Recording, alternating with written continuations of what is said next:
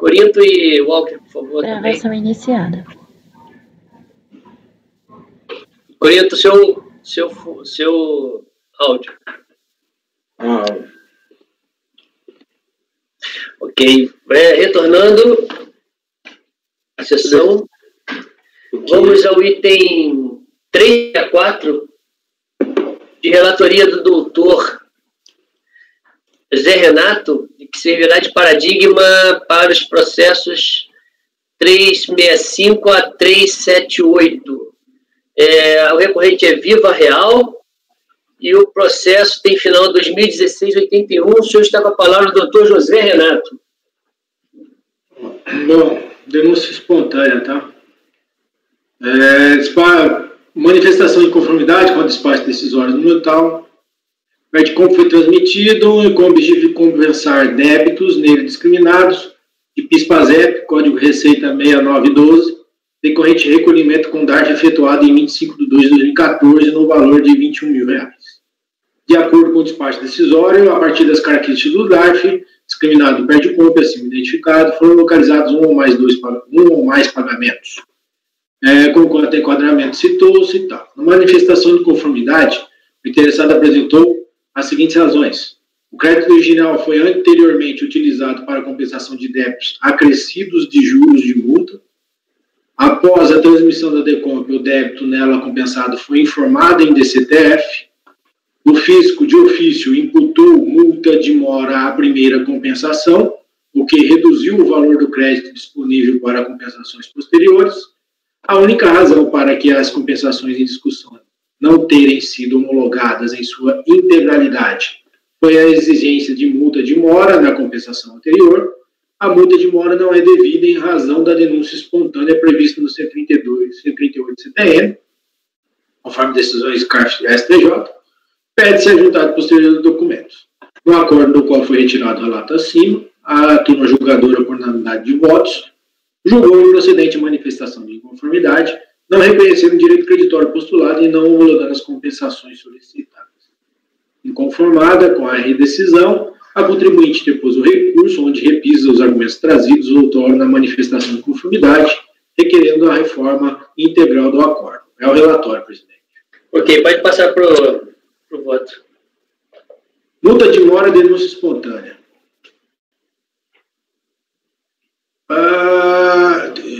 Conforme podemos observar da relatoria acima, o presente processo cinge-se na possibilidade de ser reconhecida a denúncia espontânea de infração nos termos do artigo 138 CTN, requerendo a homologação do crédito pleiteado e o cancelamento do crédito tributário exigido pela autoridade fiscal. Tal tema foi objeto de debate no processo final 2012-74, que resultou no acordo 3302005488 de relatoria do ilustre conselheiro Walker Araújo e de cujas razões decidir compartilho. Por dever de informação, ressalto que no voto mencionado, na época da decisão, restamos vencidos, desculpa, tendo em vista a decisão proferida por voto de qualidade.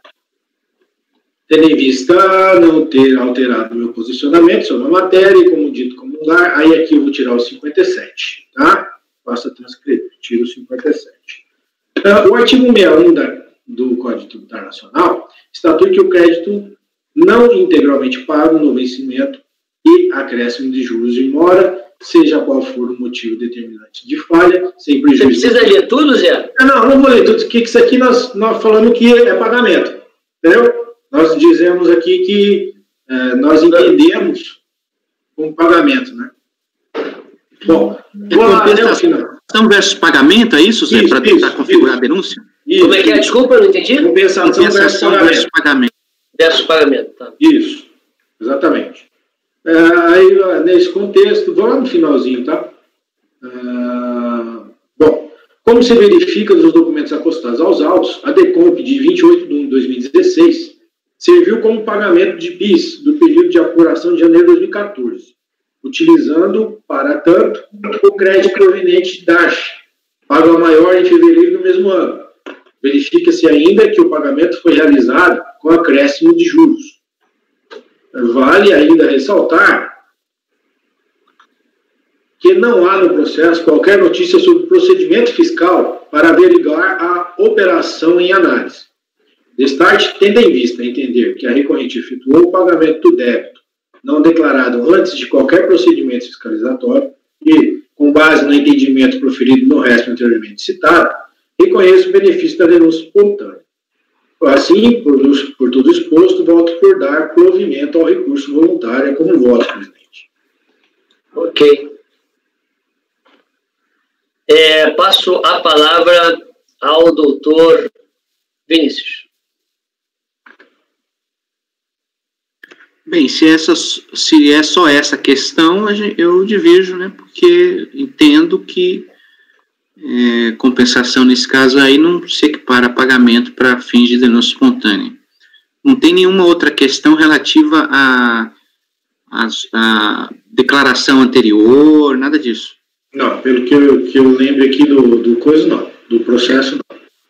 Pelo que eu estou vendo aqui rapidamente da decisão da DRJ, a questão é exatamente essa. O ponto é e se a compensação serviria para configurar a denúncia espontânea. Isso, o buzilis é esse. O buzilis é esse. Ele finge que nem está ouvindo, viu, Zé? Mas não fui eu que escrevi esse negócio, não. Foi o Rafael. O Rafael, né? Porque depois eu vou ter que ir no dicionário para saber o que significa. Eu não tenho ideia do que seja isso. Não perguntei, agora já está sendo gravado eu falar que não sei, né? Mas não tenho vergonha de falar que não sei. Mas eu não sei. Ninguém sabe, só o Rafael mesmo. Tá bom. Tá. Agora, deixa eu fazer uma perguntinha. Eu me lembro que tinha uma discussão, mas eu lembro dessa discussão na época ainda de conselhos. Então era uma discussão muito antiga mesmo, muito antiga. Eu acho até que nessa época... Aliás, foi logo depois que saiu o repetitivo. Logo depois que saiu o repetitivo, que tinha a questão da Decomp e DCTF. Se uma tinha sido feita antes ou depois. Você lembra disso, Walker? Eu ia falar justamente isso, porque, embora o Zé tenha citado meu voto, a questão de fundo é outra. Tem a questão de conselheiros que não consideram a compensação como forma de pagamento para incidir a denúncia espontânea, como bem pontuou o Vinícius, esse é o entendimento dele. E o nosso entendimento, que a gente tem julgado, eu e o relator, é que a gente considera a compensação como forma de pagamento para incidir a denúncia espontânea, tá? Só que, Zé, você tem que analisar se a DCTF tinha o débito declarado ou não. E esse é o repetitivo. O repetitivo, ele fala, se o débito for pago depois declarado, denúncia. Certo. Se o débito for declarado em DCTF e pago depois, não tem denúncia. Ou seja, a Decomp tem que ter sido feita antes da DCTF. Perfeito. A DCTF está aqui nos autos. Você tem que olhar isso. Para fundamentar o seu voto. Para fundamentar o seu voto. Porque, independentemente se você está considerando a compensação como forma de pagamento, ok. Mas o repetitivo, ele fala isso. Se não declarou em DCTF, pagou depois, denúncia espontânea. Agora, se ele declarou em DCTF antes da Decomp, independe se considerar ela como pagamento ou não. Porque aí vai afasta a denúncia espontânea de qualquer jeito.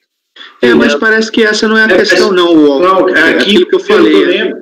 Desculpa, Vinícius, mas pelo que eu lembro aqui, foi anterior, não teve lançamento do DCTF. A DRJ não entra nessa questão mesmo. Mas ele está entrando, Vinícius. Mas é importante, Vinícius, porque veja bem. Sim, se ele está entrando, ele não deveria. Porque não, ele está usando o repetitivo. Não precisaria usar, porque não é essa a questão. Mas veja como é importante. Porque como é que foi o seu voto? Você falou o seguinte, eu não entendo a Decomp, a compensação, como forma de pagamento para fins... Aliás, como forma de pagamento não, né? Para fins de denúncia espontânea. Esse foi seu voto, que é a divergência. Isso. Bom, só que se fosse pagamento, vamos dizer que fosse pagamento, você teria que analisar se esse pagamento foi antes ou foi depois da declaração para dar a denúncia espontânea. Então, a localização, questão cronológica da DECOMP, ela é altamente relevante. Porque você não vai poder falar que ela tem denúncia espontânea ou não, porque, veja, uma coisa é o seguinte, eu posso cortar pela raiz, falar o seguinte, olha, a DECOMP não serve. Pronto, aí eu não vou nem analisar se é antes, depois, no meio. No teu caso específico, tanto faz. Porque para você não serve. Mas o que eu estou dizendo é que no dele também, isso aí já está superado essa questão, foi antes. Não tem a DRJ não traz argumento para afastar a denúncia espontânea, dizendo, não, teve declaração antes. Isso aí está superado. A questão depende, por quê? A DRJ não fala que não serve? Não serve a compensação, ela não entra com o argumento. Então, mas é porque ela não vai. Esse é o segundo ponto. Veja, se ela. Olha só, é como se fosse até uma prejudicial. Uma vez que você fala, eu falo até prejudicial mesmo, porque uma vez que você fala que a compensação não serve como para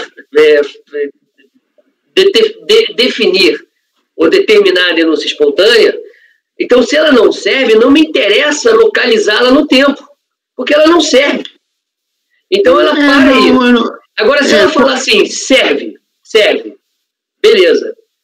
Se serve, agora eu tenho que olhar em que momento ela está. Não, mas nesse tipo de tese aí, a DRJ abordaria duas teses. Com certeza. Não, mas tudo bem, mas agora, eu não acho que é isso. Agora a gente pode escavar aqui no processo se realmente foi antes, mas assim, não, para você não faz diferença. Rápida aqui não é essa a problemática. Mas, Vinícius, para você não faz diferença. Agora, tem uma outra coisa que para mim vai fazer. Sim, agora, com o que você falou aí, também tem uma outra coisa que também tem que se pensar. Quando você declara em DECOMP, você está fazendo uma declaração. O que veio antes, então? Né? Você está declarando o débito. Não, mas ela fala em DCTF. O repetitivo fala de DCTF. Então, ô Vinícius, eu lembro... Então, o repetitivo está em cima do CTN. O repetitivo fala de declaração, de constituição do débito. Só que a DECOMP também constitui o débito. A partir da 135. Né? A partir da 135. Calma, sim. A partir da 135. E não é o caso? É caso recente. Eu não sei que caso é esse. É 2005, aqui o fato gerador é a partir de 135. Mas eu me lembro que a discussão, inclusive estava lá, e a discussão antiga, faz muito bem a separação de DCTF e DECOMP. Não, sim, mas o raciocínio do repetitivo é o seguinte, tem que haver o pagamento antes da constituição do débito. Tanto que tem gente no CARF, conselheiro do CARF, que afasta a DECOMP exatamente por isso, porque quando você faz a DECOMP, você está constituindo o crédito tributário. É uma confissão de débito. Então, assim, como que você vai julgar que o pagamento veio antes da confissão ou que a confissão veio antes, se ocorre ao mesmo tempo? Na verdade, se você for nesse parâmetro, você nem precisava da DCTF, bastava a DECOMP. Isso. Porque a DECOMP, na verdade, seria tanto o pagamento nos termos do Walker e do Zé, como também a confissão de dívida. Mas isso é uma corrente, mas existe outra corrente. Sim, eu estou falando o seguinte, que além desse dilema, se é antes ou depois da DCTF, tem outra questão que quem aceita a DECOMP teria que encarar. Sim, tudo bem, mas de qualquer maneira, vamos lá, não é o teu caso. Não é o meu caso porque é exatamente isso aí, eu não aceito a DECOMP como pagamento. Você não aceita a DECOMP como pagamento, ok. Doutor, estamos no Dr. Walker, então. Então, eu estou olhando aqui a questão do tempo, né? Para mim é importante. Até por conta do repetitivo do que a gente tem julgado. A PERDCOMP foi apresentada quando? A PERDCOMP foi apresentada em fevereiro. Qual a data? Peraí. Dá para saber pelo relatório, deixa eu ver aqui. Se tiver o número do PLDComp, tem. Foi no dia 25/2 de 2016. Então, a DCTF que tem nos autos aqui é de janeiro, 15 de janeiro, 16 de janeiro. De 2016? É. Agora eu preciso ver se o débito, está declarado ou não. Qual que é o valor do débito? A DCTF é 17 de fevereiro. 17 de fevereiro? Qual o valor do débito? O DECOMP é 25 de fevereiro de 2016. 25 de fevereiro. O valor do débito é 15.780,54. E o crédito é de 21 mil. Isso.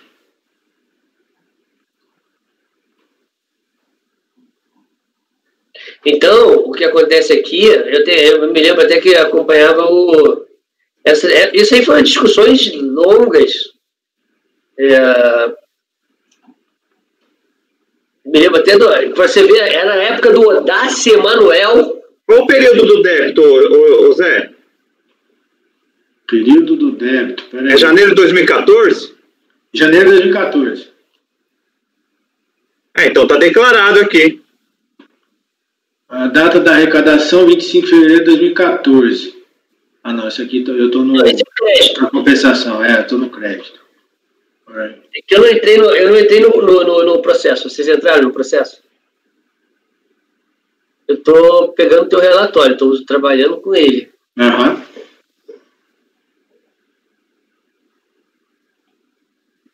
Janeiro de 2014. Mas essa aqui é retificadora, Walker. Tá, mas ela é anterior ao Perticom. Mas a retificadora, cadê ela? Quando ela foi entregue? Ela foi entregue em 17/2 de 2016. Vem um em cima do outro, né? E o Perticomp é posterior, não é? O Perticomp pelo que está aqui, o Perticomp deixa eu ver. Quer dizer, não se aplica nenhum repetitivo nesse caso. Verdade. Não se aplica o repetitivo nesse caso. Pra gente, não. O DECOMP cadê o DECOMP? O DECOMP é 25/2. 25/2. Agora eu abri aqui o pedido. 25/2 o DECOMP. É 25/2, o pagamento é do DAF de 21 mil. E você está perguntando o crédito é de janeiro de 2014. Não, desculpa. Não, desculpa. O débito é de fevereiro de 2016. Mas o débito não tem nada a ver, você tem que se preocupar com a data de apresentação da DECOMP.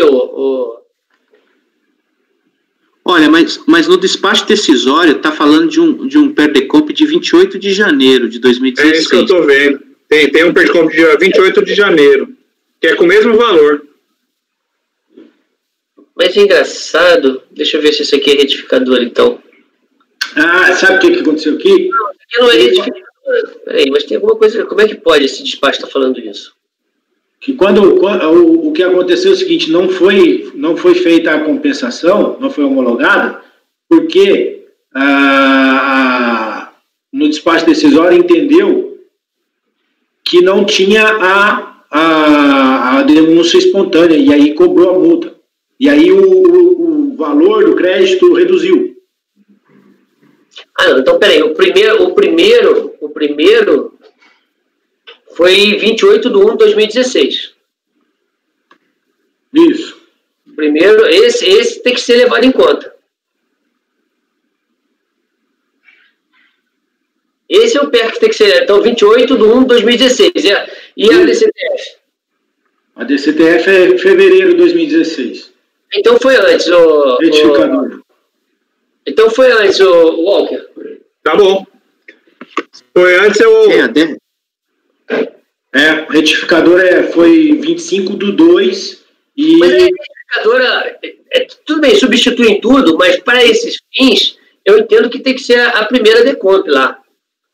Não, mas a Decomp é de janeiro. A primeira Decomp é de janeiro. No despacho decisório. Isso. Tá, ok. Então vamos continuar na votação. Divergência, Vinícius. Doutor Jorge Abud. Bud. O Walker votou? Já. O relator. O relator. Você abriu e ligou o vídeo. Você está sem o vídeo, Jorge. Agora apareceu. Não. Um problema aqui é que eu não estou com o voto do Walker. Se eu votei com ele, não saiu como todo mundo. Eu queria ver se tem alguma correlação, porque é da STF. Eu vou tirar o número do voto. Peraí. Olha só. Da DCTF, o que tem a ver? Não. É porque a gente. Não, fala, Jorge. Outra coisa, não. A minha dúvida é se aquele voto se aplica a esse ou não. Todo mundo votou com ele, ô Jorge? Então, provavelmente não, porque seria um caso bem manifesto de que eu seria divergente. Fala o número que eu olho. Talvez é caso de pagamento, Vinícius. E aí só discutia se estava declarado ou não. Não entra discussão se é compensação ou pagamento. Fala o número para mim, Jorge. O número é bem recente, é de 21 de julho de 2020. O número é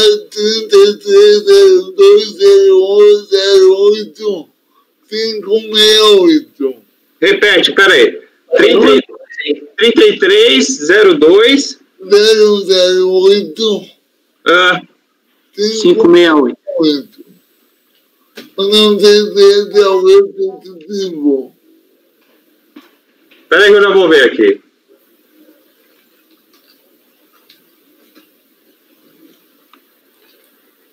Não existe 3302 008. Não, Jorge. Aqui é pagamento. Aqui é o pagamento que foi realizado depois da declaração. Por isso que todo mundo me acompanhou. Então eu vou acompanhar a diferença, eu voto com Vinícius. Ok.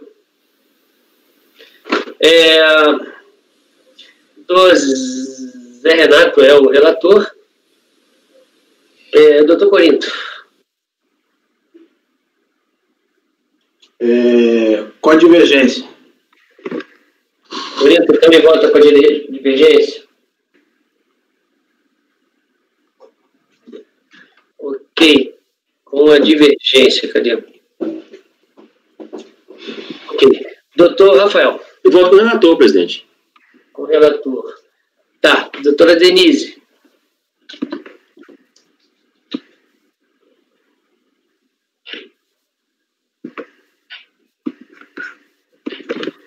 Presidente, eu voto com a divergência. Vai votar com a divergência? Ok. Isso aqui é o que? Autodifração ou é Decomp? Decomp. Decomp, a gente está falando um tempão, não só para saber o que a gente aplica. A senhora, então, eu vou falar. Durante muito tempo, eu utilizava inclusive a compensação para fins de contagem de prazo decadencial. Eu estou só fazendo um paralelo, tá? Não estou falando que é a mesma coisa. E aí eu fui convencido na época que eu não poderia usar para prazo decadencial, porque como ela estava em condição resolutória, ela poderia não existir aquela compensação. Então eu não poderia utilizar como pagamento, a não ser que a compensação já tivesse sido efetivamente homologada. Agora vamos trazer para cá, para denúncia espontânea. Não sei se eu posso usar esse mesmo raciocínio. Aqui o que eu estou fazendo ao aceitar é afastar os juros, né? Exato. Os juros de mora. Isso. Diferente daquele caso que eu estou acabando com o direito da Fazenda Pública de fazer o lançamento tributário. Perfeito. Aqui está tendo uma renúncia, não tenha dúvida nenhuma, mas naquela época que aí teve uma outra discussão que foi o que o Vinícius me falou, levantou. Que declaração? Porque foi logo quando saiu o repetitivo. Foi um alvoroço, porque pelo repetitivo não fica. A gente tem essas correntes, mas não está claro que é só a DCTF. Pode também ser a DECOMP, né? Então, existia essa outra discussão. Mas eu acabei aderindo para a questão de aceitar a DECOMP como para fins de contagem de prazo não,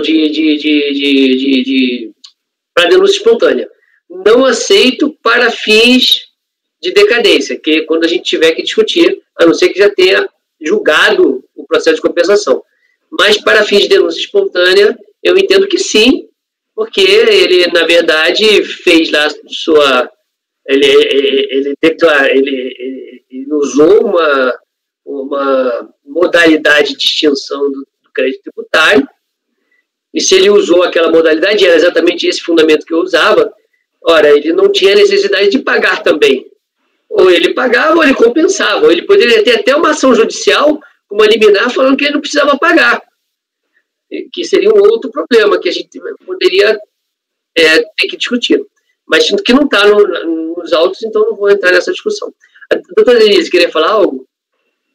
Presidente, desculpa, eu estou confusa no caso aqui. Essa DECOMP, ela já foi julgada procedente? Ela já é certa já? Nós estamos julgando a DECOMP. Nós estamos julgando a DECOMP. Sim, mas a DECOMP, ela foi dada como denúncia espontânea, né? Não, nós estamos discutindo exatamente isso, que ele fez, pelo que ele fez, a DECOMP seria anterior à declaração na DCTF. E por conta disso, a DECOMP que ele...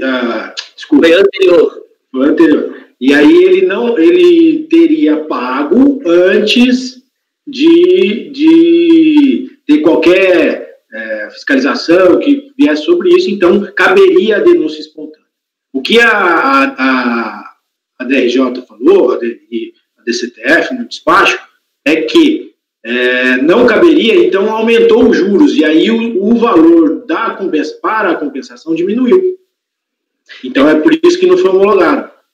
Antes de eu passar a palavra para o Vinícius, até porque eu posso ter enrolado um pouco a cabeça da Denise, nos casos que eu estou falando de decadência, a gente está falando de um auto de infração que tem DECOMP. E aí a gente vai ver se vai aplicar o 150 ou o 173, tá? Então é diferente, não é a mesma coisa. Nos casos que eu estou falando, é um outro processo de auto de infração. Aqui a gente está num processo de... Por isso que eu não estou usando... Eu fiz uma analogia, talvez não deveria ter feito para não enrolar a cabeça de ninguém, mas eu quis fazer uma analogia porque vocês vão me ver votando dessa forma quando a gente estiver falando de auto de infração. Doutor Vinícius.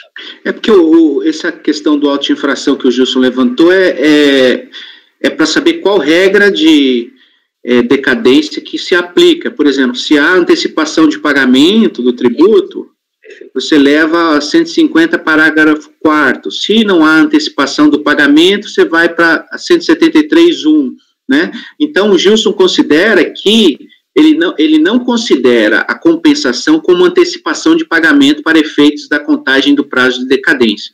Mas, no caso aqui, ele considera a compensação como equiparável ao pagamento para a denúncia espontânea. Entendi. Só que, nesse caso aqui, só lembrando aqui, a questão, a gente já tinha abordado isso lá no início, a DECOMP, nessa época aqui, já é confissão de dívida.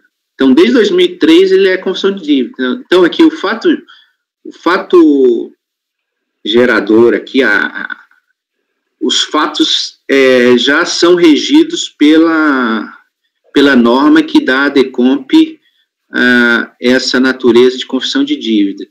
Então, teria essa questão aí que eu realmente não dá para entender como que você concilia essa coisa do repetitivo.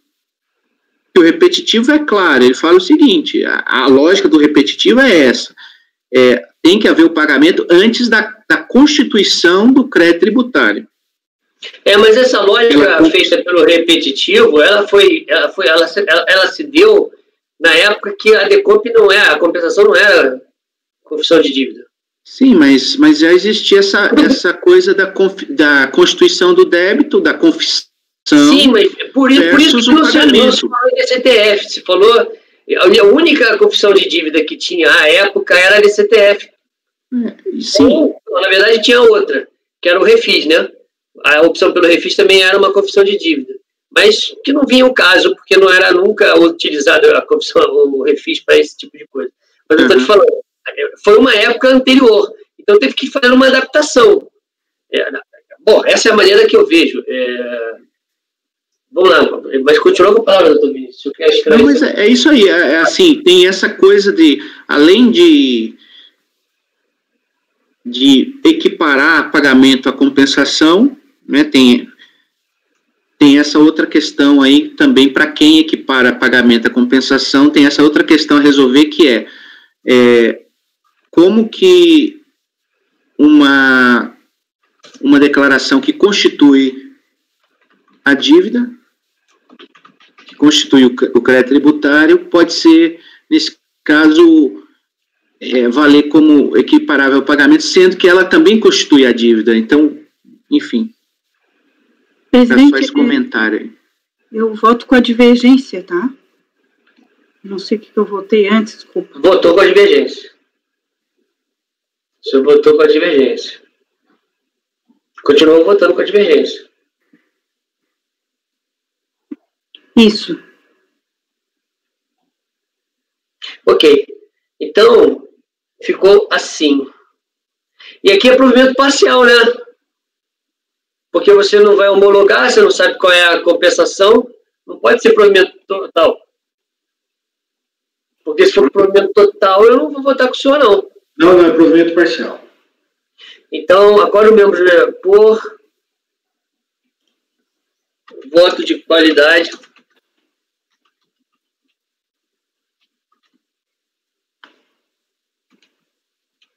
Pelo voto de qualidade. Em dar provimento parcial ao recurso, nós temos o voto relator. Vencidos Vinícius, Jorge, Corinto e Denise, que negavam o provimento ao recurso. Presidente. Oi. Posso chamar a atenção? Porque deve. O voto de qualidade você não está dando favorável somente quando é auto de infração? Ou não? É porque... Não. É porque esse caso aqui é Decomp. Lembra? Pela portaria ME, pela portaria do Ministério da Economia, que ainda não foi revogada. É só quando é constituição de crédito, não é? Oi? Não é só quando é constituição de crédito? Ao contrário, quando é constituição de crédito, olha só, quando é constituição do crédito tributário, não tem a qualidade. A qualidade caiu para a constituição do crédito tributário. Nesse caso aqui não é... Isso aqui é Constituição? Não, isso aqui é Decomp, não é? Decomp. Se é Decomp, pela portaria ME, eu leio para você a portaria. Só um minutinho, eu abro ela aqui. Pensei que fosse o contrário. Não, a portaria ME... Eu já vou te dar. Eu tenho esse entendimento. Eu acho que você está certo. Mas ele está errado, porque é o seguinte. Está aqui, ó, portaria 260 do Ministério da Economia. Aí ele chama isso de proclamação de resultado. A proclamação de resultado favorável ao contribuinte nos termos parágrafo 1º do inciso 2º aplica... O disposto no parágrafo 1º se aplica também no julgamento de auto-infração ou notificação de... que é a questão da... Vamos ver aqui. O resultado do julgamento será proclamado em favor do contribuinte na forma do 19E, quando ocorrer empate do julgamento, determinação e exigência do crédito tributário, assim compreendido aquele que é a exigência de crédito tributário por meio de auto-infração ou notificação de lançamento. Ou seja, nesses processos, não tem voto de qualidade. Empatou, você vai dar, no caso dar provimento, né, de acordo com a lei. A lei determina que vai ser, por causa do empate, vai ser para o contribuinte. Ah, não, mas pera, tá certo. É porque empatou e o seu voto você vai dar a favor do contribuinte. Então é provimento mesmo, tá certo. Sim. Entendeu? Não, agora não, é que eu estava fazendo outra contagem, deixa. Não, mas tá correto. Então tá. Não, mas uma outra coisa, só para pontuar, é que nesse caso, como a gente não está falando de exigência, de lançamento e nem notificação, o voto de qualidade perdura, continua. É porque agora, eu estava considerando que a gente estava... Agora, se fosse auto de infração, o que diz, inclusive, no auto de infração, alguns falam é que você pode dar o voto de qualidade a favor do contribuinte. Não pode dar conta, mas pode dar a favor. É que a conta seria outra se você estivesse negando o provimento. Se eu estivesse negando o provimento, aí ia ser maioria. Bom, enfim, segue. Então tá.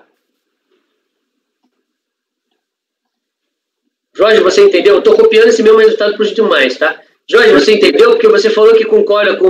Não, correto. Eu caí no mesmo erro do Walker. Eu desconsiderei o seu voto. Obrigado por ter desconsiderado o meu voto. Agradeço a sua gentileza, doutor Jorge. O senhor é muito gentil. Mas mesmo assim, eu o amo. É recíproco. Muito obrigado, doutor Jorge. O senhor é um gentleman. Estou copiando para os itens até o 378, senhores.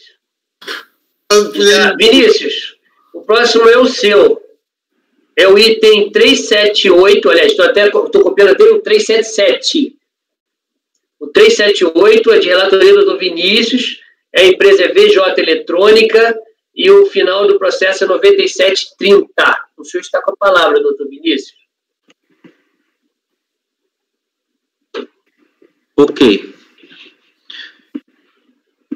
Vamos lá.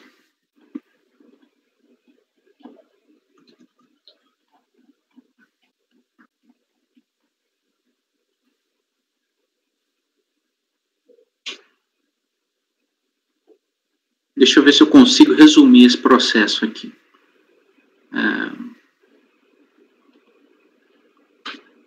Eu vou ler o relatório aqui, é curtinho. Em ação fiscal levada a efeito em face do contribuinte acima identificado, foi apurada a falta de recolhimento do PIS relativo aos períodos, alguns períodos aí de 90, 93, 94, 95, razão pela qual foi lavrado auto de infração o seguinte enquadramento. Artigo 3º, a linha B da Lei Complementar 770 e artigo 1º, parágrafo único da Lei Complementar 1773. O crédito tributário apurado, composto pela contribuição, pela multa proporcional e juros de moras, juros moratórios calculados até a data da autuação, perfaz o total de tal. Inconformado com a autuação, da qual foi devidamente cientificado, o contribuinte protocolizou a impugnação acompanhada dos documentos tais, na qual deduz as alegações a seguir sintetizadas.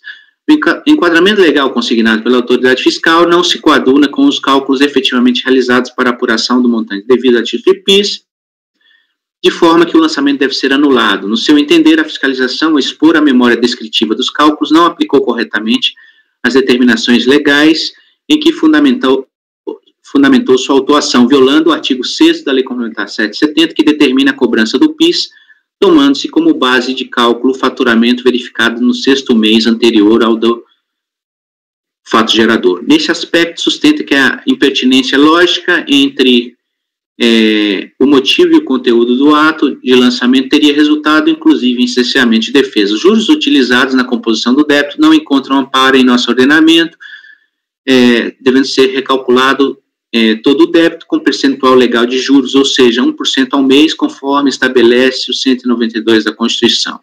A cobrança de juros moratórios em percentuais superiores ao constitucionalmente previsto constitui prática de usura, inclusive punida na esfera criminal. Requer, assim, que seja julgado procedente a defesa apresentada, promovendo seu cancelamento e, consequentemente, o arquivamento do processo. É o relatório. Isso aí é o relatório da DRJ. Então, a DRJ, por unanimidade, manteve a autuação nos termos da seguinte emenda. PIS, semestralidade, juros de mora, o artigo 60 da lei, tal. Aí tem a emenda da DRJ, o sujeito passivo apresentou, então, recurso voluntário sustentando em síntese adesão ao refis nos termos da Lei 9.964, decadência do lançamento, nulidade da autuação por vício de motivação, improcedência do auto de infração, pois não teria seguido a tese da semestralidade, da base de cálculo, improcedência da multa prevista no artigo 44, inconstitucionalidade e ilegalidade da TR. Apreciando o recurso voluntário, a primeira Câmara do segundo Conselho de Contribuintes exarou a resolução tal, convertendo o julgamento em diligência para que a unidade de origem informasse se os débitos do presente processo foram incluídos no refis e qual a situação de referido parcelamento. Dando seguimento à diligência, a delegacia a DERAT São Paulo elaborou o relatório às folhas 404 e 408, informando em síntese que os débitos controversos não foram objeto de parcelamento e que a situação da empresa no refis é de rescindida.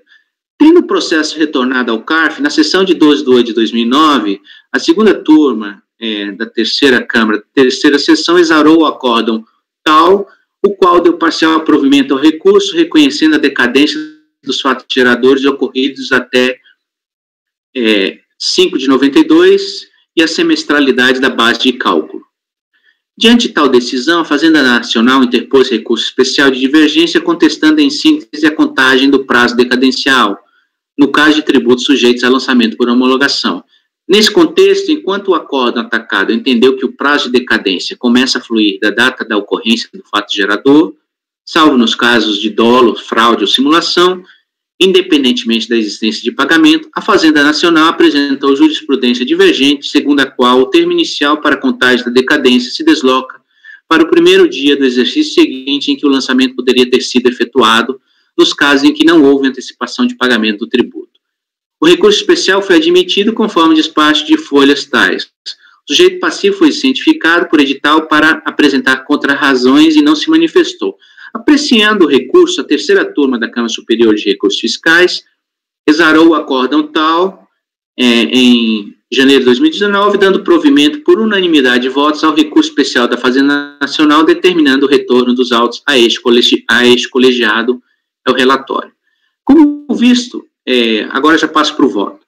Como visto, apreciando o recurso especial da Fazenda Nacional, a terceira turma da Câmara Superior deu por unanimidade de votos provimento ao recurso e determinou o retorno dos autos a este colegiado conforme os excessos do voto condutor, relatora Érica Costa Camargo, a seguir transcritos.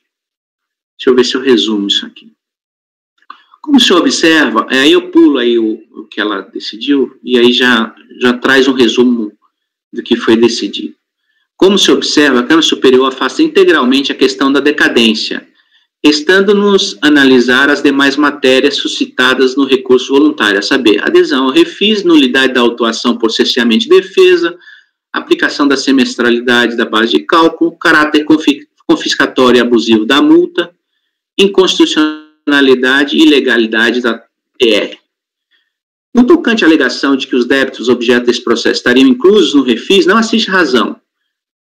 Como visto, a informação da DERAT, então eu trago a informação da DERAT que evidencia que os débitos não foram incluídos no refis. Melhor sorte não assiste a recorrente ao argumentar que o auto de infração padece de vícios de motivação e causa. Então, aí eu falo que não existe, porque o auto é suficientemente fundamentado e não há que se cogitar Já na folha 7, não há que se cogitar em nulidade das decisões administrativas quando o ato preenche os requisitos legais, apresentando clara fundamentação, motivação e caracterização dos fatos, quando não existe qualquer indício de violação às determinações do artigo 59, e quando, no curso do processo administrativo, há plenas condições do exercício do contraditório do direito de defesa e clara compreensão por parte do sujeito passivo dos fundamentos fáticos e normativos da decisão.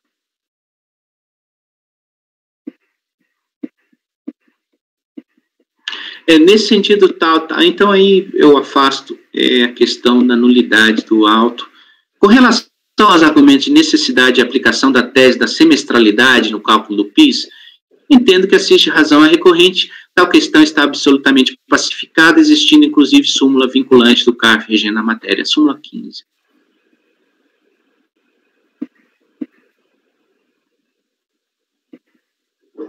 Tendo em vista que os períodos de apuração são todos anteriores ao período de vigência da referida medida provisória, os cálculos dos lançamentos de PIS devem ser refeitos, levando-se em consideração a sistemática da semestralidade. No que tange às alegações de improcedência da multa prevista no artigo 44, não tem razão, tem súmula, tem lei, isso aí, né, na verdade, prevista no artigo 61, 9430, e tem súmula CARF dizendo que a gente não pode afastar. Isso. O afastamento da multa previsto no artigo 44, sob o argumento de que é abusiva ou confiscatória, então estou abordando outro argumento da recorrente, dizendo que a multa é confiscatória, abusiva, etc. Então, afastar esses argumentos representaria nítida declaração, entretanto, de inconstitucionalidade, que é expressamente vedado pela súmula CARF número 2.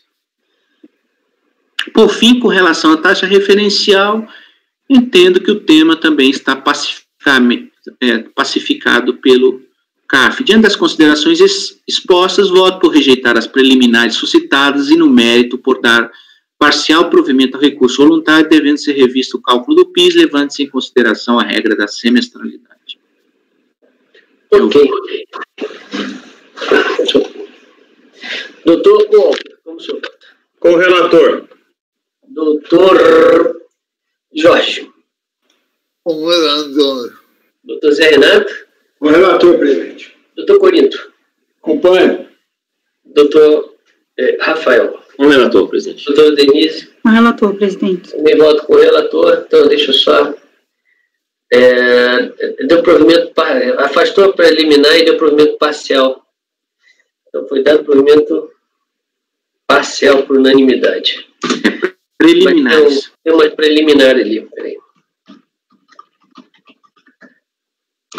Agora não vou em rejeitar as preliminares arguídas no mérito com unidade de votos em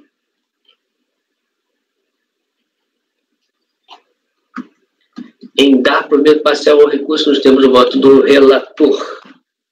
Votado o item 378. Com isso a gente termina a pauta da manhã. São 11 horas aqui, deve ser meio-dia lá. Amanda, você sai para o almoço agora? Sim, presidente.